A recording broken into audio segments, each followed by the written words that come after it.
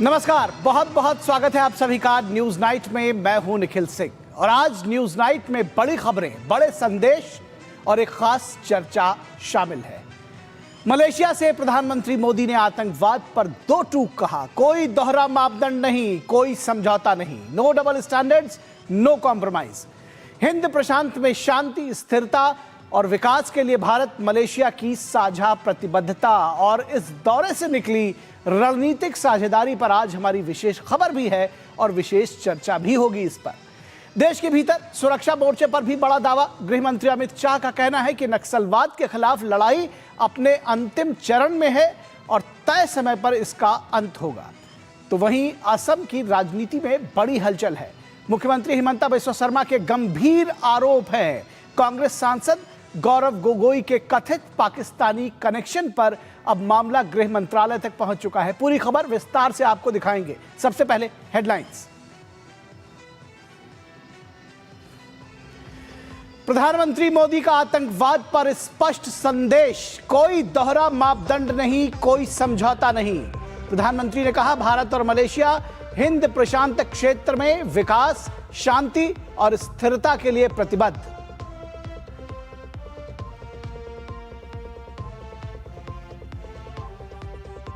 भारत और मलेशिया के बीच अहम समझौते, व्यापार, डिजिटल भुगतान, रक्षा, संस्कृति जैसे क्षेत्रों में सहयोग पर सहमति। मलेशिया में नया वाणिज्य दूतावास, थिरुवल्लुवर केंद्र स्थापित करने की घोषणा।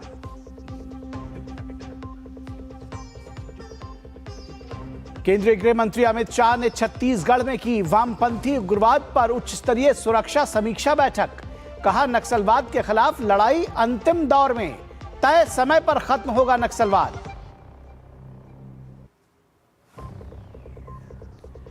केंद्रीय कृषि मंत्री शिवराज सिंह चौहान ने भारत अमेरिका व्यापार समझौते पर विपक्ष के आरोपों को सिरे से किया खारिज। कहा, आरोप निराधार, किसान हित सर्वोपरि।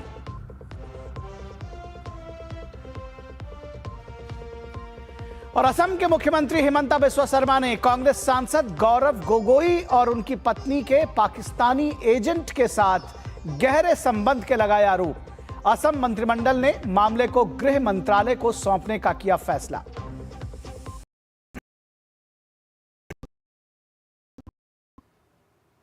तो सबसे पहले बात प्रधानमंत्री नरेंद्र मोदी के अहम मलेशियाई दौरे की।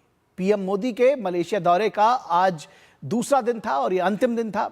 यह दौरा भारत और मलेशिया के बीच 2024 में कॉम्प्रिहेंसिव स्ट्रेटेजिक पार्टनरशिप के अपग्रेड होने के बाद से संबंधों को और मजबूत करने में बेहद महत्वपूर्ण माना जा रहा है। प्रधानमंत्री नरेंद्र मोदी ने इस दौरान वैश्विक शांति और स्थिरता को लेकर भारत की प्रतिबद्धता को दोहराया और आसियान और इंडो पैसिफिक क्षेत्र में मलेशिया की भूमिका को समर्थन देने की बात भी कही। दोनों देशों के बीच 11 समझौते और 5 महत्वपूर्ण घोषणाएं भी हुई। दोनों देशों ने क्षेत्रीय और समग्र रणनीतिक साझेदारी को प्रगाढ़ करने के लिए काम करने का संकल्प व्यक्त किया।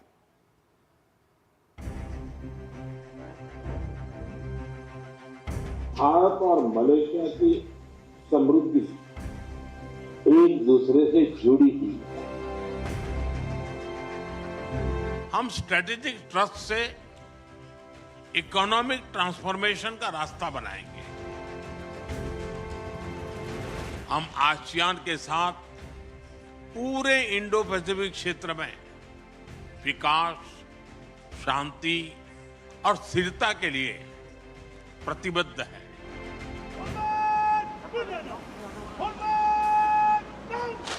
प्रधानमंत्री नरेंद्र मोदी ने अपनी मलेशिया यात्रा के दौरान दोनों देशों के बीच संबंधों को गहरा और आत्मीय बताया। पुत्रजाय स्थित परदाना पुत्र भवन में उनका औपचारिक स्वागत हुआ। गार्ड ऑफ ऑनर और उसके बाद प्रतिनिधिमंडल स्तर और द्विपक्षीय वार्ताएं हुई। दोनों ही प्रधानमंत्रियों ने एक दूसरे के बढ़ते सहयोग, साझा संस्कृति, सभ्यता की सराहना की। प्रधानमंत्री मोदी ने कहा कि आतंकवाद के खिलाफ दोहरे मापदंड अस्वीकार्य होने चाहिए, जबकि मलेशिया के प्रधानमंत्री ने वैश्विक शांति और स्थिरता में भारतीय भूमिका की सराहना की।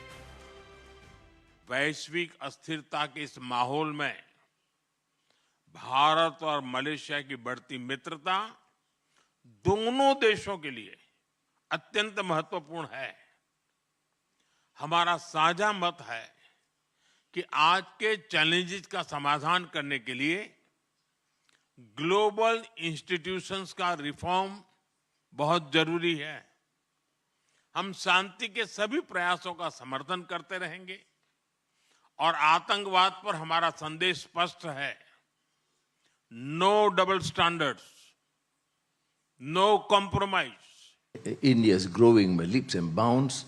It's one spectacular rise in the international economic and trade scene, and therefore Malaysia, in the ASEAN context, would certainly benefit immensely if we could secure more ways and opportunities to collaborate with India. Bharat Malaysia के बीच 16 outcome document सामने आए हैं, जिसमें आपदा प्रबंधन, भ्रष्टाचार के खिलाफ कार्रवाई में दोनों देशों की संस्थाओं के बीच सहयोग, सेमीकंडक्टर क्षेत्र में सहयोग, स्वास्थ्य, सुरक्षा, शिक्षा और मलेशिया में यूपीआई सेवाओं की शुरुआत प्रमुख हैं। भारत जल्द ही मलेशिया में एक नया कॉन्सुलेट खोलेगा, जिससे पर्यटन और प्रवासियों को बढ़ावा मिलेगा। कामगारों के लिए सामाजिक सुरक्षा सुनिश्चित करने और ऑडियो वीडियो संयुक्त निर्माण को लेकर भी एक समझौता सामने आया है। भारत और मलेशिया को तमिल भाषा के प्रति साझा प्रेम भी जोड़ता है। मुझे भरोसा है कि आज के ऑडियो विजुअल एग्रीमेंट से फिल्म और संगीत, विशेष रूप से तमिल फिल्में, हमारे दिलों को और पास लाएगी। दोनों देशों के बीच समग्र रणनीतिक साझेदारी है, जिसे प्रधानमंत्री मोदी और प्रधानमंत्री अनवर इब्राहिम ने और प्रगाढ़ बनाने और मजबूत करने पर जोर दिया। आसियान क्षेत्र और इंडो पैसिफिक की समृद्धि, सुरक्षा और स्थिरता को लेकर भी दोनों देशों ने सहयोग जारी रखने की प्रतिबद्धता दोहराई। पुत्रजय से शैलेंद्र मिश्र के साथ ब्यूरो रिपोर्ट, डीडी न्यूज। और प्रधानमंत्री नरेंद्र मोदी ने मलेशिया के शीर्ष बिजनेस लीडर्स से भी मुलाकात की। फिकन इलेक्ट्रॉनिक्स कॉरपोरेशन के संस्थापक सीईओ पुआ खेन सेंग ने प्रधानमंत्री से मुलाकात को यादगार अनुभव बताया।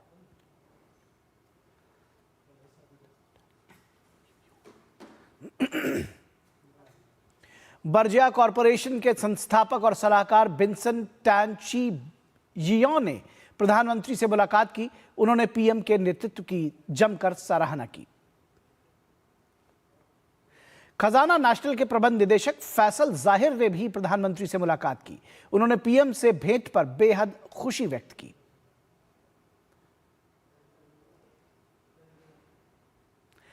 पेट्रोनॉस के सीईओ तेंगकू मोहम्मद तौफीक ने भी प्रधानमंत्री नरेंद्र मोदी से मुलाकात की। उन्होंने पीएम से मुलाकात को बेहद अहम क्षण बताया। प्रधानमंत्री नरेंद्र मोदी ने मलेशिया में भारतीय मूल के लोगों से मुलाकात की और इसमें मंत्री और सीनेटर भी शामिल रहे। पीएम ने मलेशिया की प्रगति और भारत मलेशिया संबंधों को मजबूत करने में भारतीय समुदाय के योगदान पर प्रकाश डाला। वहीं भारतीय समुदाय से जुड़े लोगों ने मलेशिया में भारतवंशियों के लिए उठाए गए कदमों के लिए प्रधानमंत्री मोदी को धन्यवाद दिया।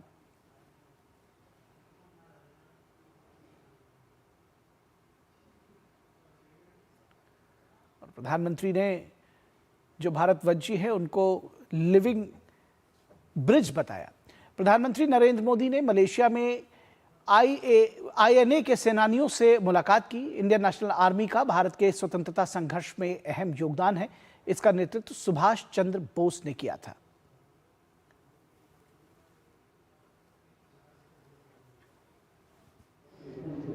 It was an extremely wonderful and pleasurable blessing that I had. The Prime Minister was looking so young, and he could recollect the past of Netaji Subhash Chandra Bose, with whom I had the pleasure of meeting, and I was even garlanded by him.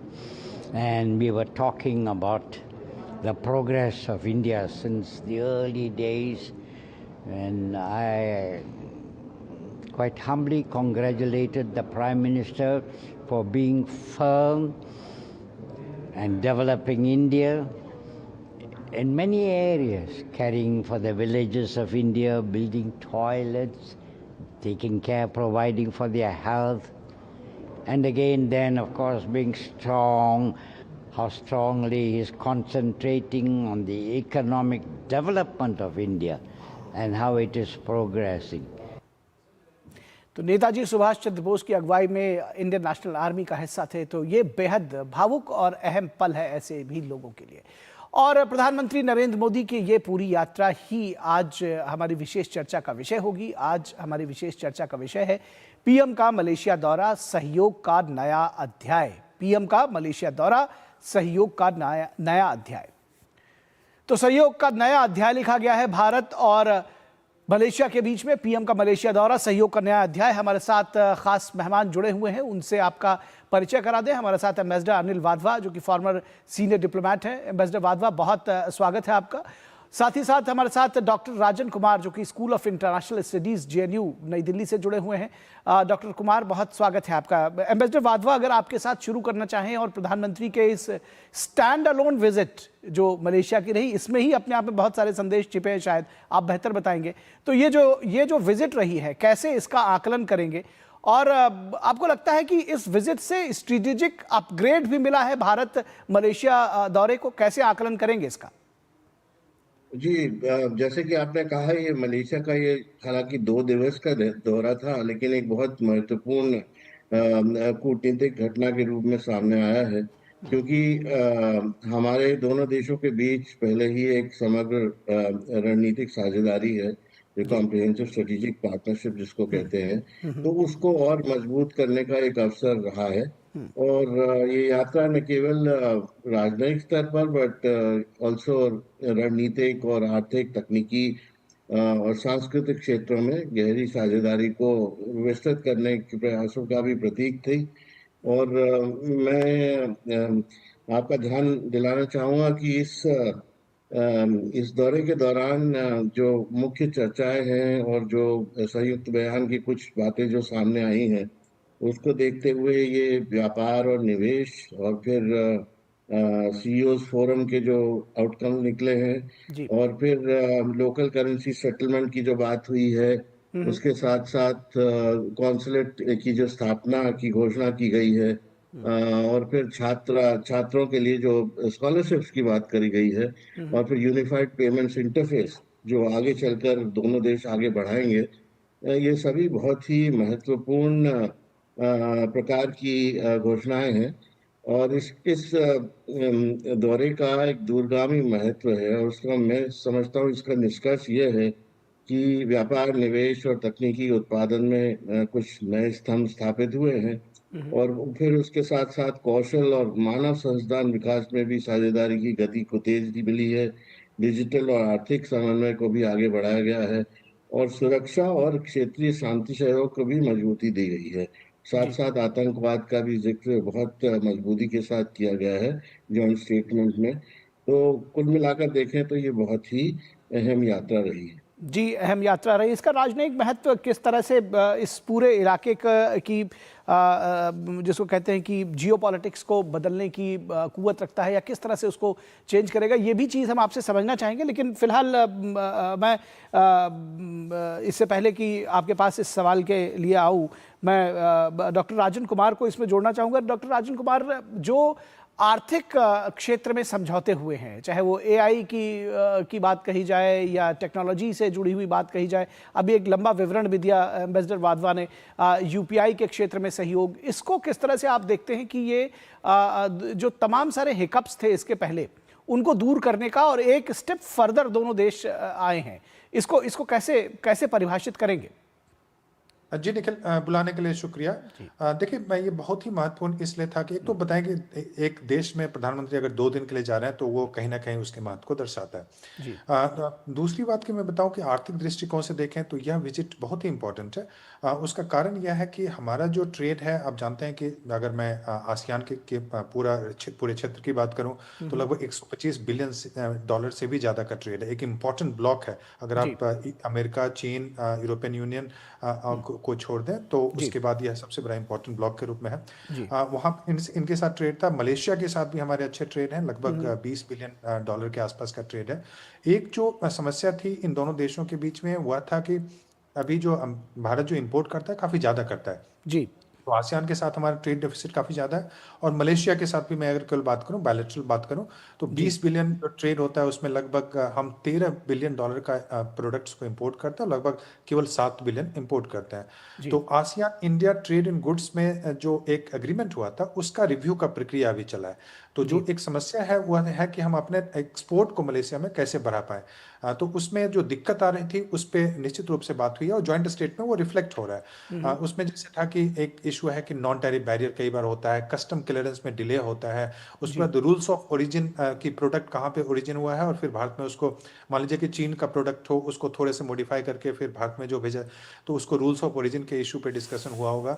और उसके अलावा दो तीन महत्वपूर्ण बातें हैं। देखिए उस ज्वाइंट स्टेटमेंट बोला गया है कि अब ट्रेड जो होगा उस लोकल करेंसी यानी कि वहाँ की मलेशियन करेंसी और हमारे जो करेंसी उसमें होने की बात होती है। ये बहुत ही इंपॉर्टेंट डेवलपमेंट है। और उसके अलावा जो डिजिटल कॉपरेशन की बात हुई है कि दोनों देशों में कैसे डिजिटल कॉपरेशन करेंगे और एम्बेसडर साहब ने बताया कि कैसे जो मलेशियन जो पेमेंट सिस्टम है डिजिटल और भारत का जो पेमेंट सिस्टम है नेशनल पेमेंट जो कॉपरेशन इंडिया है, तो उन दोनों में जो कोलैबोरेशन आरबीआई और वहाँ के बैंक में जो कोलैबोरेशन हुए हैं। और आर्थिक दृष्टिकोण से तो एक और महत्वपूर्ण संधि हुई है वह है आपके सेमीकंडक्टर के क्षेत्र में, क्योंकि अभी जो पूरा विश्व जो गुजर रहा है आप जानते हैं कि रेयर अर्थ में चीन का दबदबा है और सेमीकंडक्टर के क्षेत्र में अमेरिका, ताइवान और कुछ देश हैं जिनके पास वो टेक्नोलॉजी है। तो वैसे में जो सप्लाई चेन डिसरप्शन हो रहा था उसकी आशंका काफी बढ़ गई है पूरे विश्व में। तो और आप जानते हैं कि मलेशिया एक सेमीकंडक्टर के क्षेत्र में काफी प्रोग्रेस किया है। तो वहां पे हम एक्सपेक्ट करते हैं कि अभी उसमें ज्वाइंट डिक्लेरेशन जो उसमें बहुत ही क्लियरली लिखा हुआ है कि सेमीकंडक्टर के क्षेत्र में दोनों इन्वेस्ट करेंगे और उम्मीद है कि जो ट्रेड डेफिसिट हमारा है उसका कुछ हिस्सा कम से कम भारत में इन्वेस्टमेंट के रूप में आ पाएगा। तो बहुत ही इंपॉर्टेंट इकोनॉमिक एग्रीमेंट्स हुए हैं दोनों देशों के बीच में और यह दिखाता है कि कैसे हम मलेशिया के साथ भी कोऑपरेट करने की कोशिश करें। एक और चीज़ अगर बता दूं बहुत ही क्विकली कि चूंकि मलेशिया की इकोनॉमी में बताऊं कि चीन से काफ़ी लिंक्ड है, बीआरआई का पार्ट है, चीन का काफ़ी इन्वेस्टमेंट है वहाँ पे। और जो रीजनल कॉम्प्रिहेंसिव इकोनॉमिक पार्टनरशिप जो कि क्षेत्रीय एक फ्री ट्रेड पार्टनरशिप है उसका भी हिस्सा है। तो वैसे मलेशिया भी चाह रहा है कि अपनी इकोनॉमी को कैसे वो डाइवर्सिफाई करे। और पता है कि भारत की इकोनॉमी काफ़ी बड़ी इकोनॉमी होती जा रही है, 4 ट्रिलियन से बड़ी इकोनॉमी होनी है हमारी है और तीसरी सबसे बड़ी इकोनॉमी। तो वैसे में पूरे आसियान की बात करूँ तो केवल 3.6 ट्रिलियन इकोनॉमी है वहाँ की।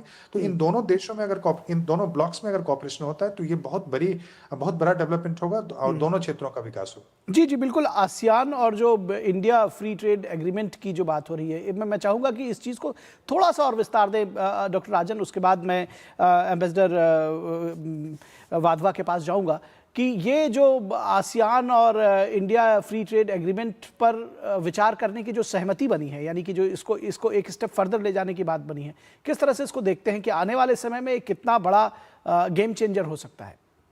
देखिए बहुत इंपॉर्टेंट है क्योंकि जो आप ऐसे देखें कि जो आसियान का जो क्षेत्र है लगभग 3.6 से 3.7 ट्रिलियन इकोनॉमी और ग्रोइंग इकोनॉमीज है, वो कोई स्टैग्नेंट इकोनॉमी नहीं है।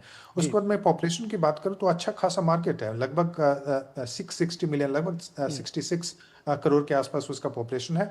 और हमारे पास वहाँ पे कनेक्टिविटी का इशू नहीं है क्योंकि मैरिट आप देखेंगे अंडमान से आप जाएं तो बिल्कुल बगल का इलाका आपका हमारा क्षेत्र है। वो आसियान के साथ हमारे कल्चरल टाइज भी बहुत उस सारे देशों के साथ हमारे कल्चरल टाइज भी बहुत स्ट्रांग रहे।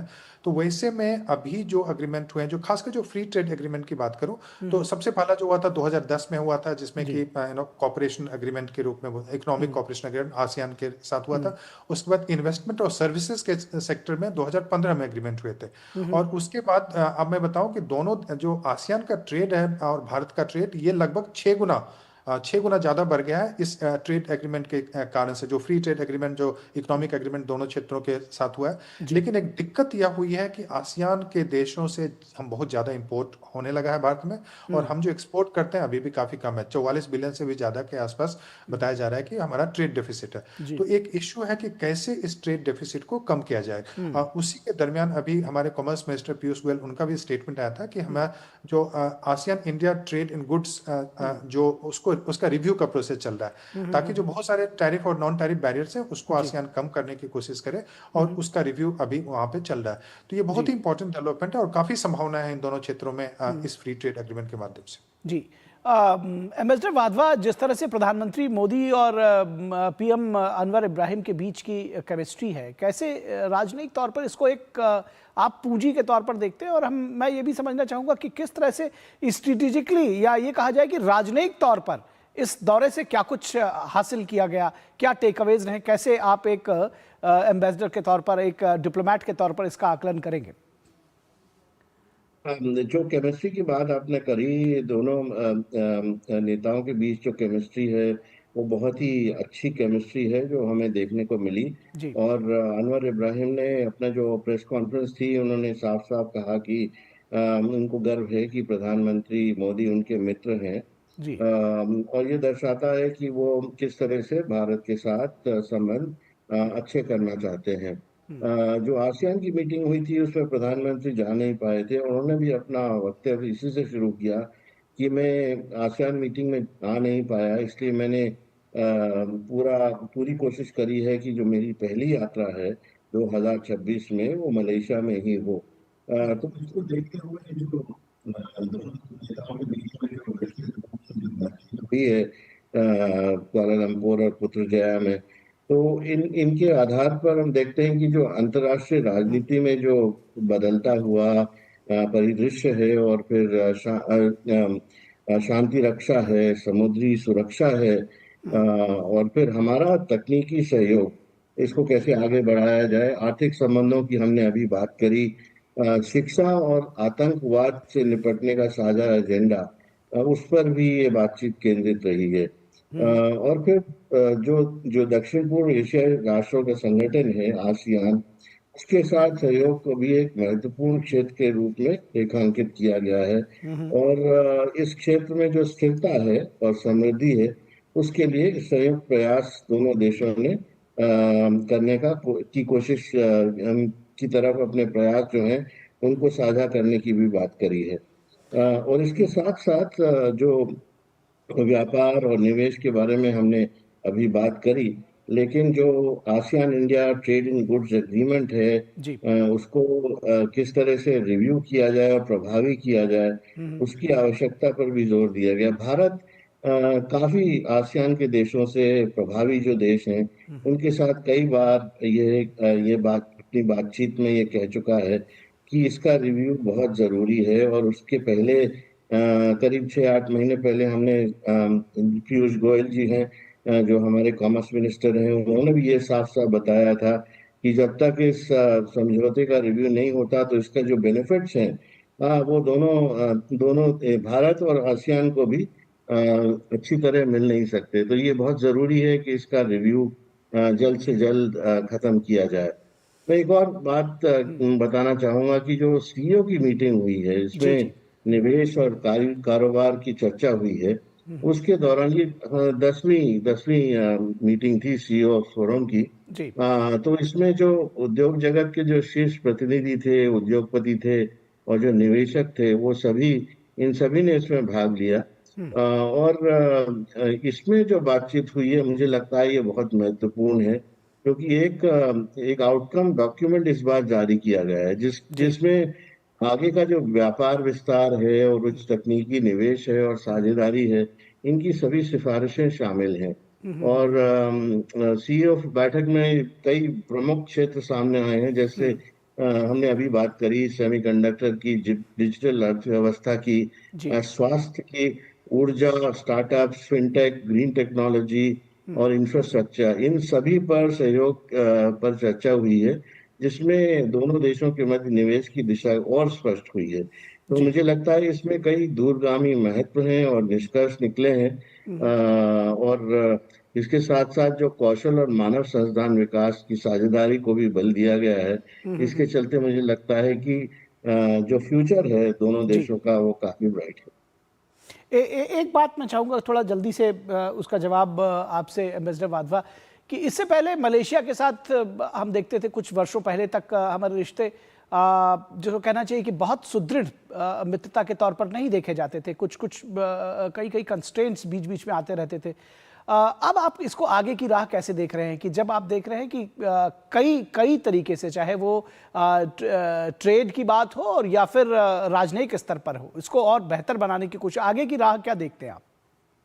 देखिए, लीडरशिप के ऊपर बहुत डिपेंड करता है और हमने देखा था कि पिछले कुछ सालों में जब महातिर पावर में थे तो उस टाइम पर भारत और मलेशिया के बीच में कई सारे पिन प्रिक्स थे और जाकिर नायक की जो एक्सट्रेडिशन है उसको लेकर भी काफी दिनों तक तनातनी चली थी और इससे तनाव दोनों देशों में बढ़ा था। दूसरी बात यह है कि मलेशिया इस ओआईसी के जो देश हैं उनके साथ महातिर की जो लीडरशिप थी उनके साथ काफी घनिष्ठ उनके संबंध थे और भारत के साथ इतने घनिष्ठ संबंध नहीं थे। ट्रेड की जो प्रक्रिया थी वो तो अच्छी थी लेकिन उससे भी बेहतर हो सकती थी। अभी हमने देखा है कि ये प्रक्रिया बहुत तेजी से आगे इसलिए बढ़ी है क्योंकि लीडरशिप का जो इफेक्ट है वो हमको सामने देखने को मिला है। तो अभी जो आपने बात करी थी दोनों लीडरशिप की जो केमिस्ट्री है वो इसमें बहुत अहम रोल प्ले करती है और अभी जो सर्कमस्टांसेस हैं उसको मुझे लगता है कि दोनों देशों को अच्छी तरह से उसको ग्रास्प करना चाहिए और आगे बढ़ना चाहिए। जी, निश्चित तौर पर जो दृढ़ राजनीतिक इच्छा शक्ति दोनों तरफ से मैं कहूँगा वो इस रिश्तों को कहीं ना कहीं तेजी से आगे ले जा रही है, ड्राइव कर रही है। बहुत शुक्रिया एम्बेसडर वाधवा आपका और डॉक्टर राजन कुमार आपका हमारे साथ जुड़ने के लिए, इस विशेष विषय पर इतनी विस्तार से चर्चा करने के लिए। यहाँ रुकेंगे एक छोटे से ब्रेक के लिए, कहीं मत जाइएगा, जल्द हाजिर होंगे। MDH किचन किंग मसाले को किंग क्यों कहते हैं? अगर MDH का किचन किंग किचन में हो तो हम सब कुछ बना सकते हैं। बैंगन का भरता, आलू गोभी, भिंडी मसाला, मिक्स वेजिटेबल, मटर पनीर और भी बहुत कुछ। ये तो मैजिक है। बहुत बढ़िया। Like magic. MDH। इस बार परीक्षा पे चर्चा का होगा एक नया रूप, कुछ नई जगहें और एक नया सफर। बहुत सारे स्टूडेंट्स ने मुझे ये सजेशन भेजा था कि देश के अलग अलग हिस्सों में भी परीक्षा पे चर्चा होनी चाहिए।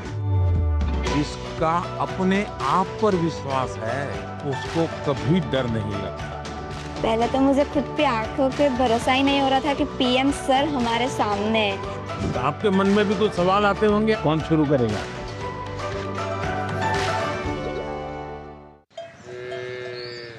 वाह, गाय तुम्हारी माता है ना? तो पशुहार के नाम पर जहर क्यों खिलाता है?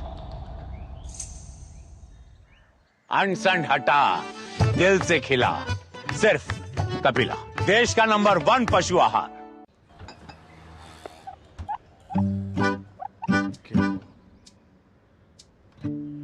मेरा बेटा ईशान डॉक्टर बनेगा, डॉक्टर। मेरा ईशान तो साइंटिस्ट बनेगा। अब ये ईशान क्या बनेगा? ईशान कुछ भी बने, उसके साथ हमेशा है LIC की अमृत बाल चिल्ड्रन पॉलिसी। बड़े सपनों का रखे ख्याल। मेरी पसंद, मेरी पसंद, मेरी पसंद, मेरी पसंद, हमारी पसंद, हम सबकी पसंद। मजबूत देश का मजबूत सरिया हो गया स्टील। मैसेज। डियर इन्वेस्टर, एक एक्सपर्ट स्टॉक टिप खास आपके लिए। ये ऐप डाउनलोड करो और पैसे डबल करो। एक्सपर्ट जी, बदमाश का बाप हूँ मैं। ऐप डाउनलोड करने से पहले मैं आपका पूरा रिपोर्ट कार्ड निकालूंगा। मैं मूर्ख नहीं हूँ। डिस्टेंस। UPI कहता है अगर कोई ऐसी सलाह दे तो पहले एडवाइजर की पूरी जांच कर ले और कहे मैं मूर्ख नहीं।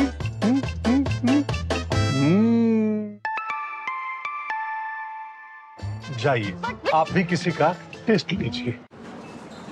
जब विकास जी के लिवर का ऑपरेशन हुआ तो पॉलिसी बाजार की टीम ने हॉस्पिटल पहुंचकर 50 लाख रुपए का क्लेम अप्रूव करवाने में पूरी हेल्प की। पॉलिसी बाजार पर 1 करोड़ का हेल्थ इंश्योरेंस सिर्फ 550 रुपए महीने से शुरू। स्वागत है आपका ब्रेक के बाद। और जिस धरती ने कभी लाल आतंक का दहशत झेला, आज उसी छत्तीसगढ़ की धरती विकास और विश्वास की नई कहानी लिख रही है। बंदूक के साए से निकलकर अब बदलाव की रफ्तार तेज हो रही है। केंद्रीय गृह मंत्री अमित शाह ने साफ शब्दों में कहा है कि दशकों पुराना माओवादी हिंसा का अध्याय अब अपने आखिरी दौर में है। तो आइए गृह मंत्री के इस अहम दौरे और सरकार की कोशिशों की पूरी तस्वीर देखते हैं अपनी इस विशेष रिपोर्ट के जरिए। कभी लाल आतंक से जूझ रहा छत्तीसगढ़ भाजपा के नेतृत्व वाली डबल इंजन सरकार में अब बंदूक नहीं, विकास की राह पर आगे बढ़ रहा है। केंद्रीय गृह मंत्री अमित शाह ने छत्तीसगढ़ दौरे पर एक कार्यक्रम को संबोधित करते हुए कांग्रेस पर निशाना साधा। गृह मंत्री ने कांग्रेस और वामपंथी विचारधारा वाली सरकारों पर गंभीर आरोप लगाते हुए कहा कि पिछली सरकारों के राज में छत्तीसगढ़ में माओवाद को प्रश्रय दिया गया, लेकिन भाजपा राज में अब नक्सलवाद खत्म होने के कगार पर है। 25 साल पहले जब छत्तीसगढ़ बना तो माओवाद से ग्रसित राज्य माना जाता था, और 25 साल के बाद मुड़कर देखते हैं तो बीमारू राज्य विकसित राज्य बनने के कगार पर है और माओवाद का नामो निशान समाप्त होने के कगार पर। गृह मंत्री अमित शाह ने विपक्षी दलों पर निशाना साधते हुए आरोप लगाया कि छत्तीसगढ़ के आदिवासियों को विकास से वंचित रखा गया, स्कूल नहीं खोले गए, सीएचसी और पीएचसी बंद कर दिए गए और यहाँ के युवाओं के हाथ में हथियार थमा दिया गया। गृह मंत्री ने माओवादियों से लाल आतंक का रास्ता छोड़ मुख्य धारा में आने की अपील की। मैं आज भी इस कार्यक्रम से स्पष्टता करना चाहता हूं कि भारत सरकार और छत्तीसगढ़ सरकार किसी पर गोली चलाना नहीं चाहती। सभी माओवादी हथियार डाल दे, उनके लिए रेड कारपेट बिछाकर हम उनका स्वागत करेंगे। गृह मंत्री अमित शाह छत्तीसगढ़ के 3 दिवसीय दौरे पर हैं। इस दौरान उन्होंने रायपुर में वामपंथी उग्रवाद को लेकर एक उच्च स्तरीय सुरक्षा समीक्षा बैठक की, जिसमें छत्तीसगढ़, तेलंगाना, महाराष्ट्र और उड़ीसा के नक्सल प्रभावित इलाकों की स्थिति पर चर्चा की गई। केंद्रीय सशस्त्र पुलिस बलों, राज्य पुलिस और खुफिया एजेंसियों के वरिष्ठ अधिकारी इस बैठक में शामिल हुए। छत्तीसगढ़ का बस्तर क्षेत्र, जिसमें 7 जिले शामिल हैं, महाराष्ट्र, तेलंगाना, आंध्र प्रदेश और उड़ीसा की सीमाओं से सटा हुआ है और लंबे समय से माओवादियों का मजबूत गढ़ माना जाता रहा है। पुलिस के अनुसार जनवरी 2024 से अब तक छत्तीसगढ़ में मुठभेड़ों के दौरान 500 से अधिक नक्सली मारे गए हैं, जिसमें भारतीय कम्युनिस्ट पार्टी माओवादी के महासचिव जैसे शीर्ष कैडर के नेता शामिल हैं। इस दौरान राज्य में करीब 1900 नक्सलियों को गिरफ्तार किया गया, जबकि 2500 से अधिक ने आत्मसमर्पण किया। गृह मंत्री का यह दौरा काफी महत्वपूर्ण माना जा रहा है, क्योंकि केंद्र सरकार ने नक्सलवाद को खत्म करने के लिए 31 मार्च 2026 की समय सीमा तय की है। Bureau report, DD news. और यहां रुकेंगे एक ब्रेक के लिए, कहीं मत जाइएगा, जल्द हाजिर होंगे। सस्ते वाले दाल मसाले स्वाद हुआ बेकार, एमडीएच की हल्दी मिर्ची धनिया करे कमाल, ये रंग दे, ये खुशबू दे, ये तीखा, ये कम पड़े, क्या निराला एमडीएच मसाला। इस बार परीक्षा पे चर्चा का होगा एक नया रूप, कुछ नई जगहें और एक नया सफर। बहुत सारे स्टूडेंट्स ने मुझे ये सजेशन भेजा था कि देश के अलग अलग हिस्सों में भी परीक्षा पे चर्चा होनी चाहिए। इसका अपने आप पर विश्वास है, उसको कभी डर नहीं लगता। पहले तो मुझे खुद पे आंखों पे भरोसा ही नहीं हो रहा था कि पीएम सर हमारे सामने है। आपके मन में भी कुछ सवाल आते होंगे, कौन शुरू करेगा? इच्छाओं की कोई उम्र नहीं होती, आज हो या कल आंखों में हरदम चमकती, कल भी रहे आज के ठाट, ना हो टेंशन रिटायरमेंट के बाद, हाँ करनी है तैयारी एनपीएस जरूरी है। जब धरती चीर कर निकलता है लोहे का पत्थर और मिलता है मोंगिया के जोश से, फिर तपता है, पिघलता है और बनता है फौलाद। अब होता है सरिया सारी खूबियों के साथ। मोंगिया स्टील, मजबूत देश का मजबूत सरिया। Message message message. Dear investor, एक एक्सपर्ट स्टॉक टिप खास आपके लिए। ये ऐप डाउनलोड करो और पैसे डबल करो। एक्सपर्ट जी, बदमाश का बाप हूँ मैं। ऐप डाउनलोड करने से पहले मैं आपका पूरा रिपोर्ट कार्ड निकालूंगा। मैं मूर्ख नहीं हूँ। डिस्टेंस। यूपीआई कहता है अगर कोई ऐसी सलाह दे तो पहले एडवाइजर की पूरी जांच कर ले और कहे मैं मूर्ख नहीं।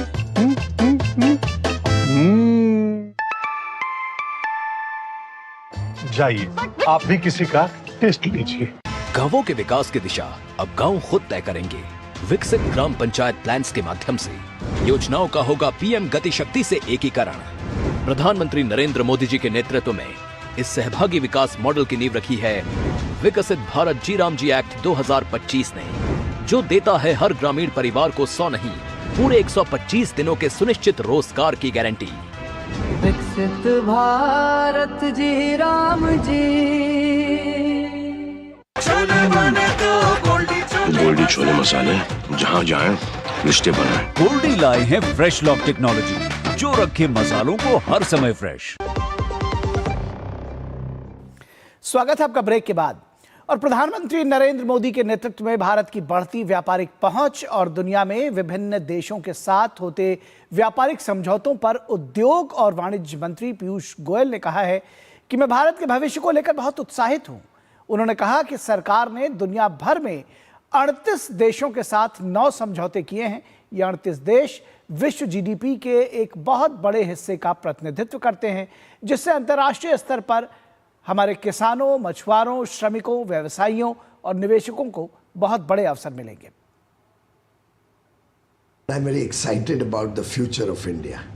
I can see before my eyes all these international engagements, and we've done 9 agreements across the world, east, west, covering different continents, covering 38 countries. These 38 countries represent a very large part of the world GDP. Therefore, I can see before my eyes the huge potential that going international is going to provide for our farmers, our fishermen, our workers, a lot of job opportunities, our business persons, investors, MSMEs will flourish. Effectively, we have opened up large markets. In addition to India's fastest growing large economy providing a big market itself, this is the path to Viksit Bharat 2047. केंद्रीय मंत्री ने कहा कि प्रधानमंत्री मोदी बहुत ही focused हैं और अगर भारत को एक विकसित देश बनाना है तो हमें दुनिया के अन्य विकसित देशों के साथ काम करना होगा और इसलिए उनका फोकस व्यापारिक संबंधों को विस्तार देने, विकास और व्यवसाय के लिए अवसर खोलने पर है। ये दोनों पक्षों के लिए जीत जैसा है। As I said, Prime Minister Modi is very focused. If India has to become a developed country, we have to work with other developed countries in the world. And therefore, his focus has been on expanding trade relations, opening avenues for growth and business with other developed countries, not developing countries. And developed countries naturally are unable to compete on our areas of interest, and they have things to offer which really we need. So it's a win-win for both. और वैश्विक व्यापार के बदलते समीकरणों के बीच किसानों की चिंता सबसे अहम सवाल बन जाती है। भारत अमेरिका व्यापार समझौतों के लेकर उठ रही आशंकाओं पर आज केंद्रीय कृषि मंत्री ने साफ और 2 टूक संदेश दिया है। सरकार का दावा है न किसानों के हितों से कोई समझौता हुआ है और न ही देश के संवेदनशील कृषि क्षेत्र खोले गए हैं।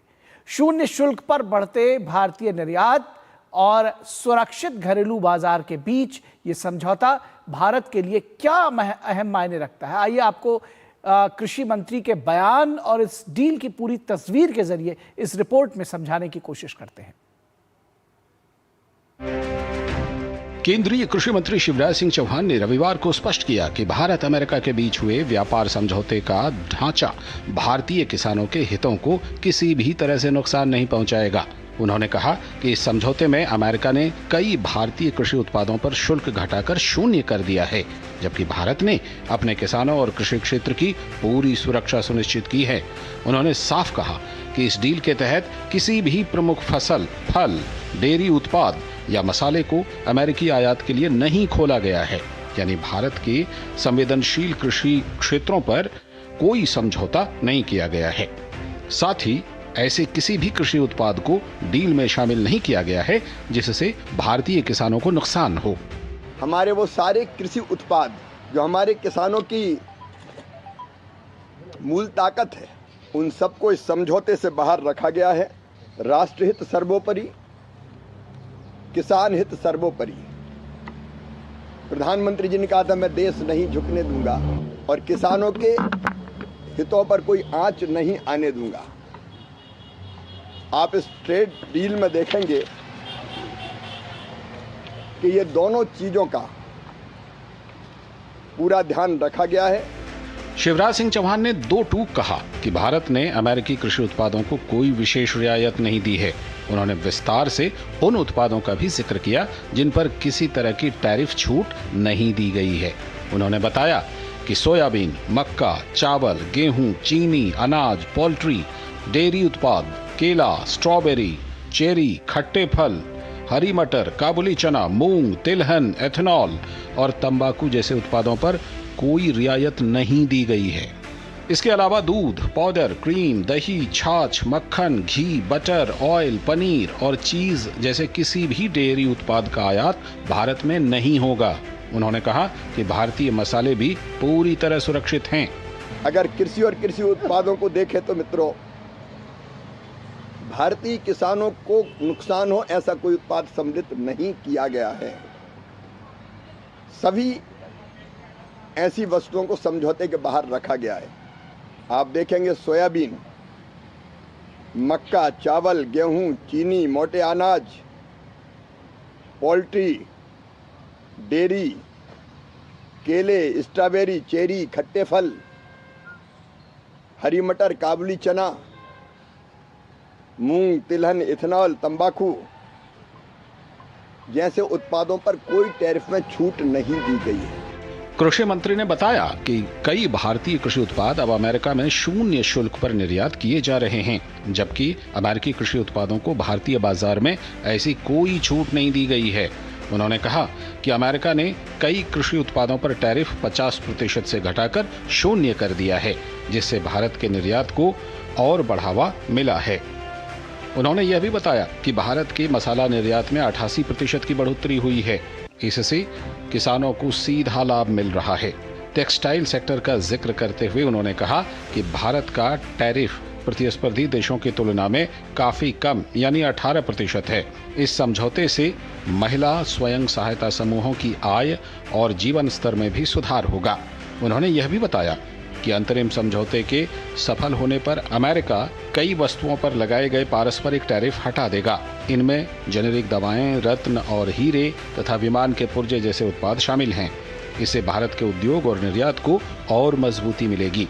शिवराज सिंह चौहान ने कहा कि प्रधानमंत्री मोदी के नेतृत्व में अब तक अमेरिका सहित कुल 9 मुक्त व्यापार समझौते यानी कि FTA किए जा चुके हैं और कई अन्य देशों के साथ बातचीत जारी है। उन्होंने कहा कि ये सभी समझौते 2047 तक विकसित भारत और आत्मनिर्भर भारत के निर्माण में मील का पत्थर साबित होंगे। ब्यूरो इनपुट्स के साथ अनुज यादव की रिपोर्ट, DD न्यूज।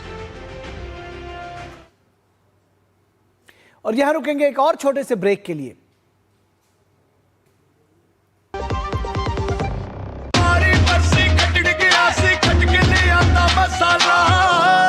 केड़ा मसाला होए? छोलिए दा या लोबिए दा? पंजाबी छोले दा या पिंडी चने दा? अब छोलिया हो या लोबिया, पंजाबी छोले या पिंडी चने, सब कुछ मजेदार बने।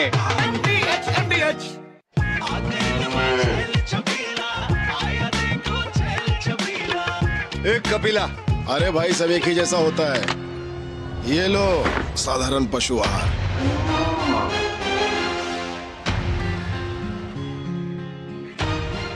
इस देश की हर माँ, बच्चे, बूढ़े, जवान, खिलाड़ी, डॉक्टर, इंजीनियर, सबको गाय भैंस की दूध की शक्ति पर भरोसा है। पर जब इन पशुओं को कपिला पशु आहार मिलेगा, तभी तो दूध सिर्फ ज्यादा ही नहीं, शक्ति से भरपूर भी होगा। और ये सच जानते हुए चंद पैसों के लिए तुम देश का भरोसा तोड़ दो। माफ कीजिए।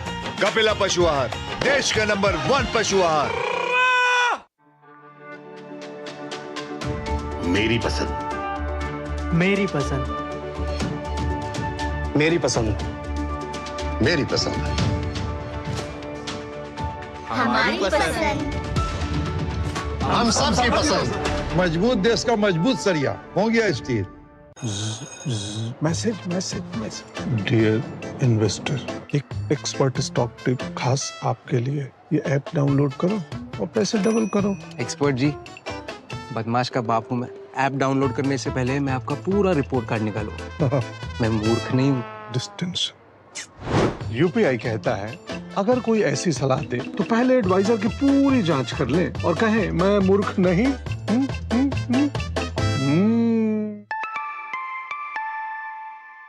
जाइए आप भी किसी का टेस्ट लीजिए। विभाग अनेक, कंप्लेंट बॉक्स 1। किसी भी सरकारी दफ्तर, विभाग या बैंक से जुड़ी शिकायत के लिए pgportal.gov.in पर जाएं, रजिस्टर करें, संबंधित विभाग चुनें, शिकायत दर्ज करें और ट्रैकिंग आईडी नोट करें। एसएमएस या ईमेल पर एक्नॉलेजमेंट पाएं और शिकायत का जवाब सीधे मंत्रालय से प्राप्त करें। अब तक 1 करोड़ 12 लाख से अधिक भारतीयों ने भरोसा जताया। सीपी ग्राम्स, आपकी हर शिकायत का हल। अभी शिकायत दर्ज करें pgportal.gov.in। ओ हरि भैया, अरे वाह, खेतों में कौन सी फसल लगाए हो? 12 महीने कमा कर दे ऐसी फसल। क्या? मैंने नया व्यवसाय शुरू किया है। उसके लिए पैसे? इसमें किसी निवेश की जरूरत ही नहीं। अच्छा, मुखिया जी। अरे मुखिया जी, नमस्ते। अरे हरी, कब आ रहे हो? आप बस चलिए, मैं पहुंचता हूँ। अब मैं LIC एजेंट हूँ। LIC एजेंट बनो, अब बड़ा सोचो। हमारी वेबसाइट पर जाएं या अपनी नजदीकी LIC शाखा से संपर्क करें। स्वागत है आपका ब्रेक के बाद। सत्ता और सियासत के गलियारों में आज एक नाम फिर सवालों के घेरे में है। असम की राजनीति में कांग्रेस सांसद गौरव गोगोई को लेकर उठे आरोप अब सिर्फ बयानबाजी नहीं बल्कि जांच के मोड़ पर पहुंचते दिख रहे हैं। पाकिस्तान के साथ कनेक्शन के दावे, विदेशी दौरों की परतें और राष्ट्रीय सुरक्षा से जुड़े गंभीर सवाल। मामला लगातार गहराता जा रहा है। मुख्यमंत्री हिमंता बिस्वा शर्मा के आरोपों और गौरव गोगोई के जवाबों के बीच सियासी टकराव भी तेज हो गया है। तो आखिर क्या है इस पूरे विवाद की सच्चाई? आरोप, जवाब और जांच की अगली दिशा क्या होगी? इसी पर हमारी ये रिपोर्ट।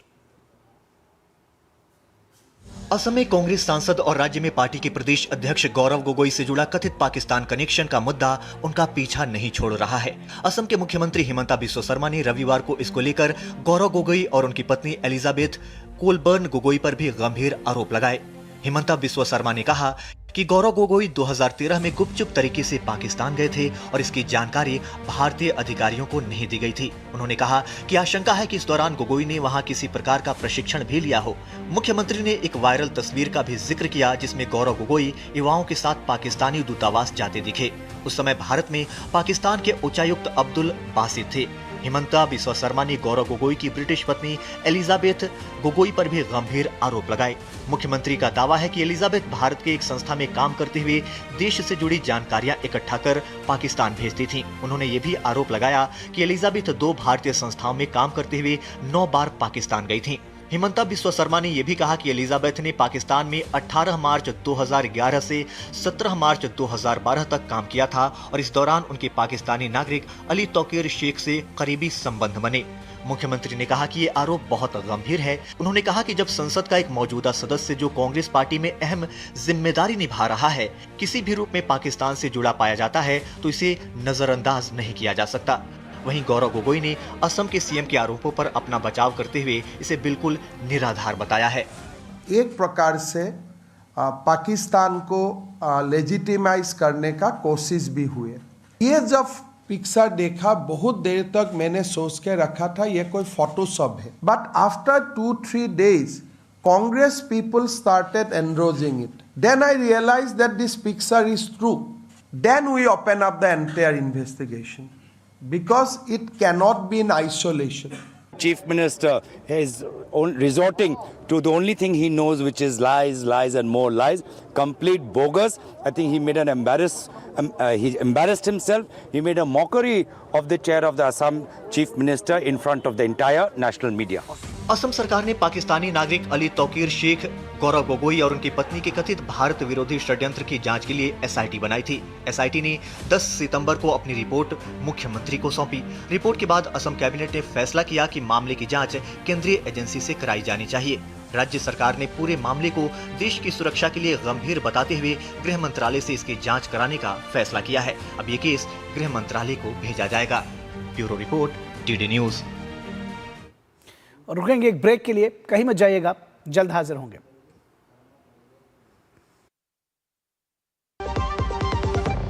सब तो आ गए, रो क्यों रही है? सब तो आ गए, लेकिन स्वाद नहीं आया। अब आया असली स्वाद। हाँ, अब आया स्वाद। जब स्वाद के बड़े हों लाले तो MDH का चंकी चाट मसाला डालें। MDH का चंकी चाट मसाला। MDH। इस बार परीक्षा पे चर्चा का होगा एक नया रूप, कुछ नई जगहें और एक नया सफर। बहुत सारे स्टूडेंट्स ने मुझे ये सजेशन भेजा था कि देश के अलग अलग हिस्सों में भी परीक्षा पे चर्चा होनी चाहिए। इसका अपने आप पर विश्वास है, उसको कभी डर नहीं लगता। पहले तो मुझे खुद पे आंखों पे भरोसा ही नहीं हो रहा था कि पीएम सर हमारे सामने है। तो आपके मन में भी कुछ सवाल आते होंगे, कौन शुरू करेगा?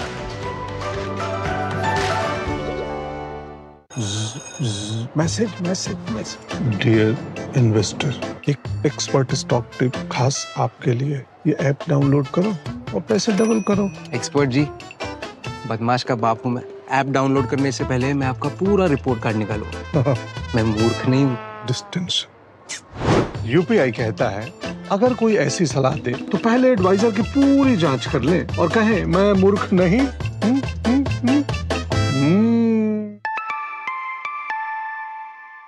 जाइए, आप भी किसी का टेस्ट लीजिए। 3 महीने में पैसे डबल। वाह, फास्ट और हाई रिटर्न्स भी। क्या स्कीम है? कल तो नहीं थी यहाँ। और कल होगा भी नहीं। तूने कभी 5 ओवर में डबल सेंचुरी मारी है? ऐसे स्कीम के बहकावे में आके हम धोखा खा सकते हैं। और आरबीआई कहता है अपना पैसा सुरक्षित रखो और समझदारी से निवेश करो। अगर ज्यादा रिटर्न के पीछे भागोगे तो रिस्क भी उतना ही उठाओगे। और फास्ट रिटर्न से बच के। और फास्ट बॉलिंग से भी। आरबीआई कहता है जानकार बनिए, सतर्क रहिए। विभाग अनेक, कंप्लेंट बॉक्स 1। किसी भी सरकारी दफ्तर, विभाग या बैंक से जुड़ी शिकायत के लिए pgportal.gov.in पर जाएं, रजिस्टर करें, संबंधित विभाग चुनें, शिकायत दर्ज करें और ट्रैकिंग आईडी नोट करें। एसएमएस या ईमेल पर एक्नॉलेजमेंट पाएं और शिकायत का जवाब सीधे मंत्रालय से प्राप्त करें। अब तक 1 करोड़ 12 लाख से अधिक भारतीयों ने भरोसा जताया। सीपी ग्राम्स, आपकी हर शिकायत का हल। अभी शिकायत दर्ज करें pgportal.gov.in।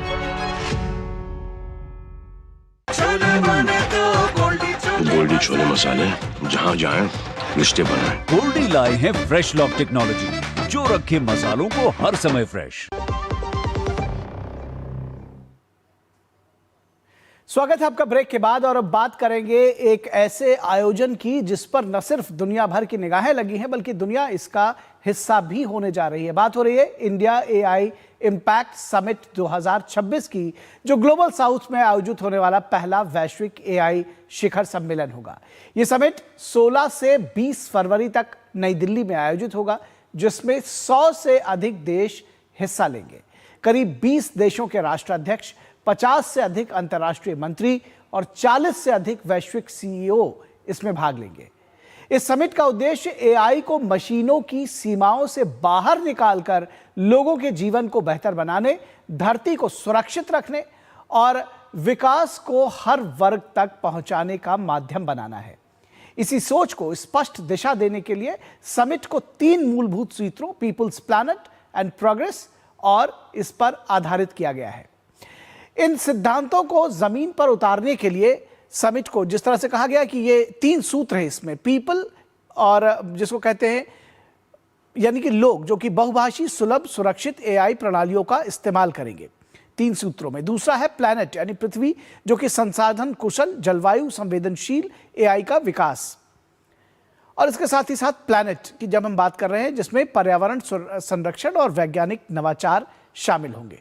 तीसरा सूत्र है प्रोग्रेस, यानी एआई लाभों का समान वितरण, सभी लोगों तक इसका लाभ पहुंच सके। तो इन 3 सूत्रों की हम बात करेंगे। इंडिया एआई इम्पैक्ट समिट में 3 सूत्र जो हैं वो बेहद महत्वपूर्ण है और इसके साथ ही साथ इन्हीं सिद्धांतों को जमीन पर उतारने के लिए समिट की संरचना 7 चक्रों के माध्यम से की गई, यानी 3 सूत्र और 7 चक्र जो कि नीति, नवाचार और वास्तविक अनुप्रयोगों को जोड़ते हुए एआई के प्रभाव को ठोस और मानवीय परिणामों में बदलते हैं।